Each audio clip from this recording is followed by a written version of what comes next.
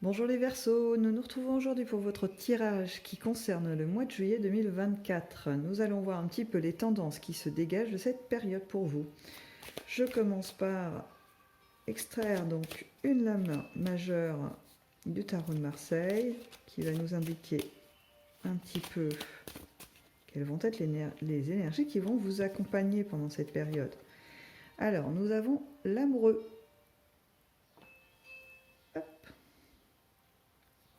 L'amoureux, on est face à des choix, hein, on est face à quelque chose, on est un petit peu tiraillé, hein, on n'est pas...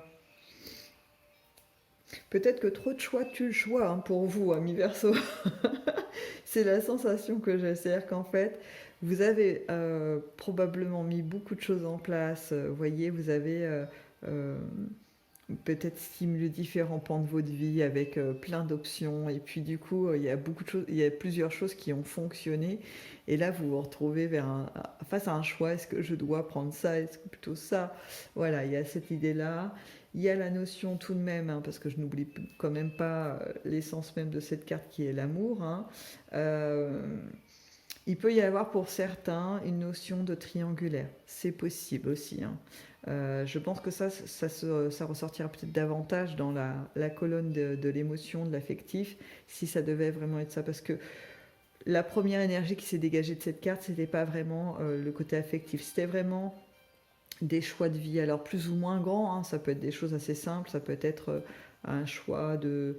euh, est-ce qu'on prend pas, je vous dis voilà ce qui me passe par la tête, hein, ça peut être est-ce que on fait plaisir aux petits, on prend un chien pour la famille, un animal de compagnie, est-ce qu'on ne le prend pas, est-ce qu'on prend, si on en prend un, est-ce qu'on prend plutôt un chat, un chien, un poisson, un oiseau, voyez, ou un reptile, peu importe, voilà, on est dans une multitude d'options et en fait c'est compliqué de se positionner de façon claire et rapide, hein. Il faut réfléchir. Bon, mais c'est plutôt quelque chose de positif, hein. Vous savez, quand on a le choix, c'est mieux que de se sentir acculé dans un sens unique où on n'a pas trop le choix, il faut y aller, et puis pas de marge de manœuvre, hein. Donc là, c'est pas du tout votre cas, vous êtes plutôt dans le sens inverse, quelque chose d'assez sympathique, une arborescence comme ça de choix. Donc on passe tout de suite au domaine affectif, justement, pour voir si on est vraiment dans cette notion triangulaire peut ressortir. Donc, on commence avec un 3 de bâton, suivi du monde, et qui s'accompagne d'un 7 de coupe. Voilà. Donc pour vous, au niveau affectif,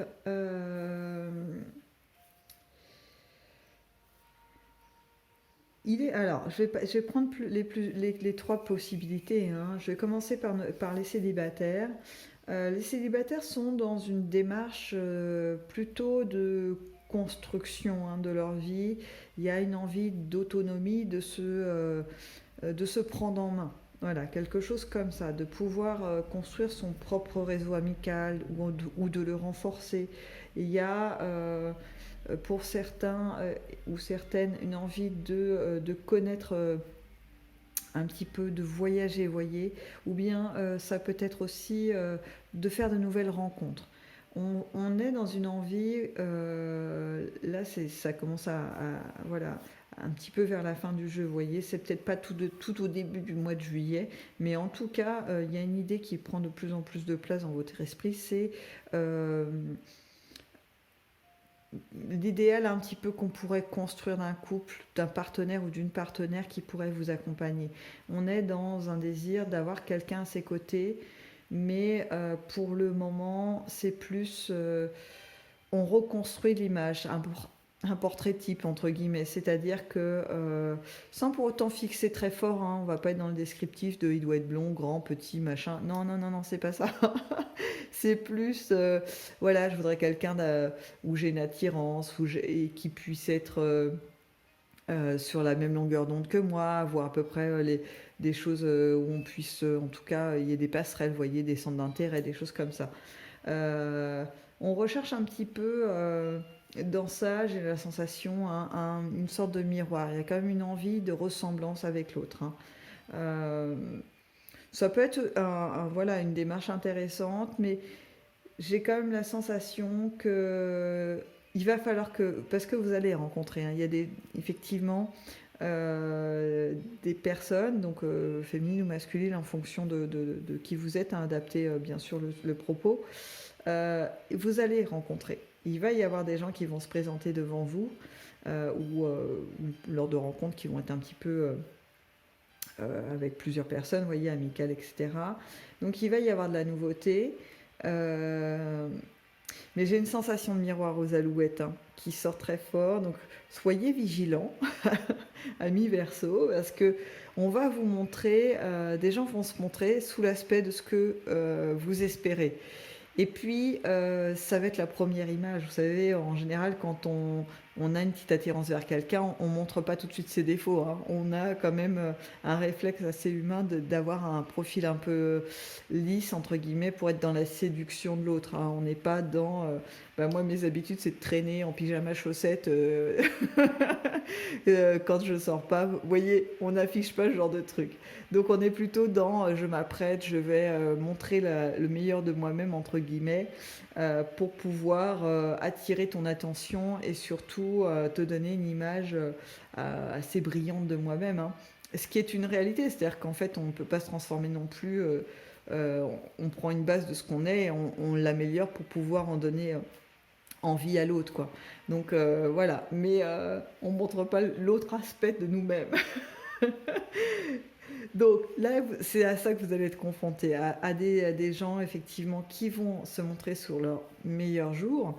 Ça peut aussi s'appliquer au niveau amical, hein. Là, je partais un peu sur le côté affectif parce que c'est ce qui est ressorti en premier, mais on a aussi le côté amical, c'est-à-dire des nouvelles personnes autour de vous qui vont sembler hyper intéressants parce que soit une grande culture, soit un vécu hyper intéressant, soit une générosité qu'on va sentir. On se dit ah là là, ça c'est quelqu'un qui a un grand cœur et qui est prêt, qui n'a pas de jugement particulier, vous voyez, sur les gens, et donc c'est appréciable. Quand on est confronté à des gens comme ça c'est vraiment un régal. Donc ils vont afficher ça, puis en fait, au fil du temps, au fil des rencontres, vous allez vous apercevoir que le vernis n'est pas aussi lisse et brillant que ce qui était un peu perçu lors de la première rencontre. Il va un petit peu s'effriter, ce qui ne veut pas dire que cette personne n'est pas bonne à conserver dans votre entourage, pas du tout. C'est juste que en fait, euh, il n'y aura pas besoin de la mettre sur un piédestal, en fait. Ça va redescendre d'un cran. Bon, après, il faudra le prendre ou pas comme ils sont, les prendre ou pas comme ils sont, à voir, voilà. C'est vous qui évaluerez ça. On va passer à la partie des activités ou du professionnel pour cette période de juillet. On commence avec un as de denier.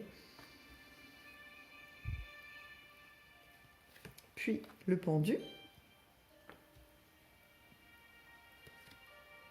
Et le 4 d'épée. Alors, pour vous les Verseaux, il y a une notion qui se dégage, hein, vraiment très forte, hein, parce que ces trois cartes en fait véhiculent un peu le même message, c'est l'attente. Il y a cette notion dans vos activités, soit vous allez vous-même choisir de les mettre en stand-by parce que c'est la période estivale et que peut-être qu'à cette période-là, c'est pas utile de les conserver actives puisqu'il n'y aura pas de répondant si c'est quelque chose qui se joue. Je vous donne un exemple. Vous êtes dans un club sportif ou un club autre et puis on arrive sur la saison estivale et du coup le club ferme. Voilà, vous n'allez pas réouvrir un club annexe qu'en d'été ou je sais pas. Là, c'est pas le cas. On va choisir de suivre le rythme de cette activité, de se dire bah, le club est en fermeture estivale, les gens, les adhérents, de toute façon partent en vacances ou préfèrent faire ce break. Bon, bah voilà. Et vous allez être dans la même démarche, à se dire, bah, je vais profiter du break, je vais me reposer, je vais pouvoir me ressourcer, me centrer sur moi, faire d'autres choses. C'est plutôt profitable, hein. C'est pas quelque chose de subi au sens où on vous met à l'arrêt quelque part pendant un mois et vous n'avez pas le choix. C'est pas tout à fait ça. Là, c'est vraiment une notion d'accompagnement du mouvement de l'activité ou même de la profession qui vous accompagne pour une activité professionnelle, ça peut être un ralentissement d'activité. On a des entreprises qui, quelquefois, où les employés partent un peu s'égrènent entre juillet et août et l'activité, du coup, est assez ralentie. Donc là, on a cette notion-là, se dire, bon, bah, du coup, ça me permet d'être un peu moins dans le speed, je peux prendre mon temps, je peux effectivement avoir des notions de je dirais pas forcément tout le temps de repos, mais en tout cas de ralentissement de cadence. Vous voyez, on est sur quelque chose d'un petit peu, voilà, un peu plus tranquille. Et cette tranquillité, ou en tout cas cette pause, permet de revenir à soi. Hein, ce que je disais tout à l'heure, parce que il y a aussi cette idée d'un peu de contemplation dans ces cartes, c'est-à-dire qu'on peut être dans cette posture où l'activité ne prend pas tout l'espace de la pensée. Et du coup, la pensée peut vagabonder vers autre chose, c'est-à-dire revenir à nous, ou vers notre famille, ou notre rapport de couple affectif, amical. Vous voyez, on peut revenir à soi, à ce que nous sommes. Et on n'est pas pris par la suractivité, par l'organisation de rencontres, etc., commerciales, professionnelles ou d'activités. Vous voyez, on est sur soi, comment sa vie est construite. Donc c'est plutôt intéressant. Parce que là, c'est pareil, il n'y a pas de mouvement trop violent. C'est quelque chose auquel vous vous attendez. Vous savez que ça fonctionne comme ça. Hein. Il n'y a pas de... Il n'y a pas cette notion vraiment d'arrêt brusque. Hein. Vraiment, c'est voilà, c'est au fil de l'eau. On sait que c'est comme ça. Dans les inattendus, alors nous avons le 2 d'épée, suivi du cavalier de denier et la reine d'épée. Donc pour vous, les Verseaux, il y a une phase effectivement un peu d'introspection où vous allez, comment dire, vous allez faire comme un listing. Alors bon, c'est pas très élégant de le dire comme ça, mais c'est un peu comme ça. Je vois la checklist en fait qui se fait bah ça c'est bon, j'ai un domicile qui me convient, l'environnement me plaît, checklist ok. Au niveau amical, bah ouais, j'ai quand même des amis de confiance, mais c'est vrai que j'aimerais bien peut-être rencontrer des gens qui sont un peu plus dans tel domaine. Je dis n'importe quoi, quelqu'un qui j'aimerais rencontrer des gens qui s'y connaissent un peu plus en art parce que je commence à m'intéresser à la peinture et à certains artistes et du coup c'est vrai que j'aimerais avoir un peu plus d'éléments et puis peut-être échanger avec des gens qui ont le même attrait. Donc du coup je vais peut-être aller dans un premier temps sur les réseaux sociaux, voir s'il n'y a pas des groupes qui ont cette dominante dans leur conversation pour un peu apprendre et puis peut-être créer des réseaux, un contact en tous les cas. Donc ça, checklist, ok, je trouve des choses à faire hein, pour faire avancer finalement peut-être les manques de cette checklist à chaque fois. Et donc vous allez faire ça même au niveau budgétaire. Est-ce que finalement ce que j'ai aujourd'hui est suffisant pour vivre dans un certain confort ou est-ce qu'il faut que je monte peut-être d'autres projets pour pouvoir avoir un confort de vie un peu plus important. Cette notion de confort de vie va commencer à prendre forme, je pense, dans votre esprit. Mais là, je le vois plus en fin juillet, voire début août pour certains. Parce que pour l'instant, vous n'êtes pas trop dans la projection de la rentrée, d'octobre, etc., septembre-octobre. Vous n'y êtes pas. Il y a, alors c'est marrant parce que pour certains, il y a la notion... Vous faites comme un espèce de bond dans le temps. C'est-à-dire que septembre-octobre, c'est comme si c'était plié, qu'il n'y avait pas grand-chose à y faire, et vous êtes déjà à janvier 2025. Alors, bon, je ne sais pas pourquoi il y a ce mouvement, mais j'ai envie de vous dire, c'est bien de se projeter loin, parce que de toute façon, il nous faut hein, quand même des objectifs, des buts, et puis sans rêve, ben, la vie, elle n'a pas vraiment de sens. Hein. Si on n'a pas d'objectif qui puisse nous emmener vers quelque chose de plus agréable, bon, bah, on s'étiole sur place, il n'y a pas grand-chose, vous voyez, on tourne un peu en rond. Hein. Mais toujours est-il qu'entre ce qu'on projette sur plusieurs voilà, mois, voire à venir, ben, il y a des choses qui peuvent se passer entre les deux. Et j'ai cette sensation quand même qu'il va y avoir du mouvement pour vous cet automne. On verra ça après sur les prochains tirages, hein, bien évidemment, puisque j'en ferai d'autres sur les mois à venir. Mais voilà, vous êtes dans ce mouvement-là, de se dire, bon alors, c'est une projection un peu lointaine, Voilà, qu'est-ce que j'ai aujourd'hui à changer, à faire bouger pour obtenir ce que je désire. Donc c'est intéressant, vraiment intéressant. Donc là, je vais procéder du coup à un tirage un peu complémentaire pour voir si on a des éléments supplémentaires pour vous sur cette période avec l'oracle des Médéors. Donc là, je fais juste un petit peu de place, un minimum. Donc pour les Verseaux, mois de juillet, est-ce qu'on a d'autres éléments? Ah, c'est rigolo, je commence par la même carte que pour les Poissons. Et je vous assure, j'ai mélangé. Hein. Et puis là, je les tire sans vraiment, juste au feeling. Donc on est bien dans l'année en cours, il n'y a pas de souci là-dessus. En fait, c'est plutôt la résultante de ce que vous avez fait. Hein.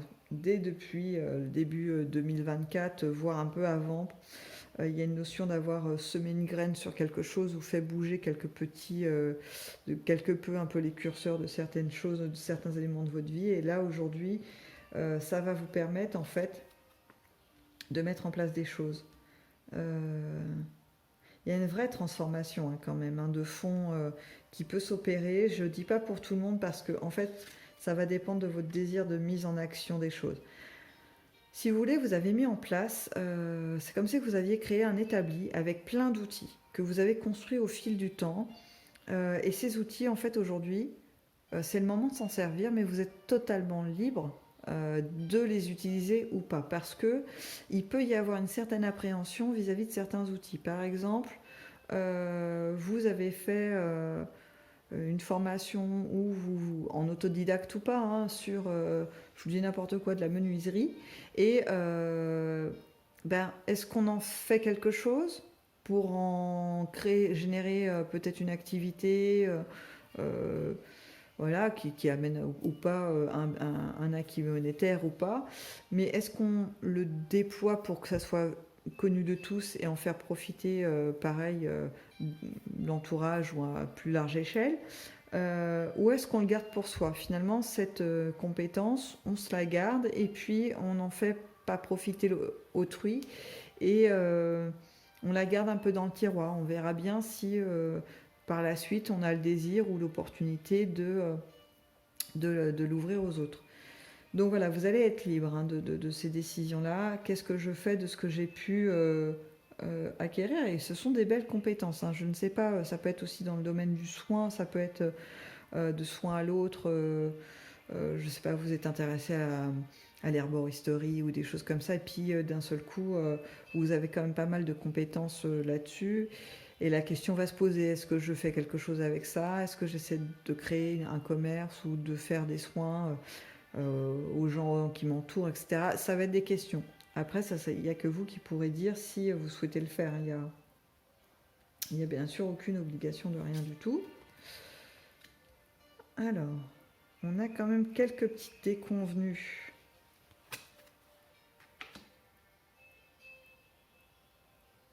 Elles ne sont pas pour vous les déconvenues.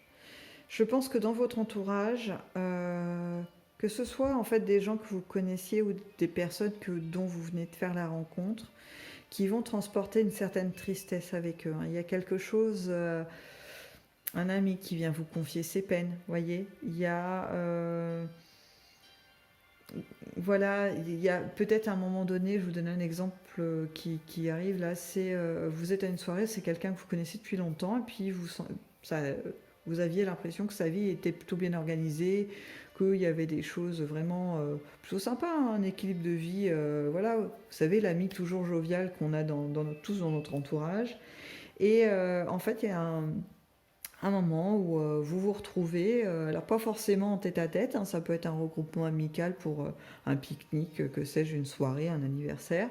Et puis il y a un moment donné où vous vous retrouvez dans cet instant, tous les deux, et là cet ami vous livre qu'en fait ça va pas, et que il y a plein de choses qui se deviennent insupportables pour lui. Vous voyez, on a cette notion en fait de déposer, cet ami va venir déposer un petit sac de tristesse à vos pieds. D'abord pour pouvoir le déposer, hein, ça ne vous demande pas forcément de le prendre vous sur vos épaules et d'en faire quelque chose, au moins de l'accueillir, de dire bah voilà, je t'accueille dans l'écoute de ce que tu veux poser et j'aurai pas forcément de solution à te donner immédiatement, mais en tout cas être dans l'accueil, quoi. Voilà, me dire, tu peux prendre le temps, me dire tes émotions et ça, ce que tu ressens, et ça changera en rien finalement l'attachement que nous avons l'un pour l'autre. Voilà, l'amitié restera forte et peut-être même plus forte suite à ça. Voilà, ça change rien en fait, grosso modo. Donc voilà, vous allez être un soutien. Un soutien, en tout cas, vous allez dégager cette sensation de non-jugement. On a envie de venir vous parler, hein, les Verseaux, on a envie, on se sent en confiance en fait avec vous. Donc voilà, c'est un tirage assez intéressant parce qu'il y a plusieurs aspects. Il y a vous qui êtes prêt à vous poser et à être dans une démarche. Je pense que votre regard va être vraiment tourné vers de l'affectif pour voir un petit peu comment ça peut se passer ou de la création de nouveaux réseaux, de nouveaux contacts. Et puis les contacts que vous avez, la prise en compte tout de même des contacts que vous avez, que ce soit familial ou amical, ça peut concerner tout ça. C'est un bel équilibre qui va un peu vous solliciter au niveau de votre attention et de votre énergie. Du coup, l'équilibre avec le petit break, là, en tout cas le ralentissement, que ce soit professionnel ou activité, tombe plutôt très bien. Je trouve que l'équilibre est plutôt chouette, hein, vraiment très chouette. Bon, sur ces propos, je vous laisse et je vous dis à dans une prochaine vidéo.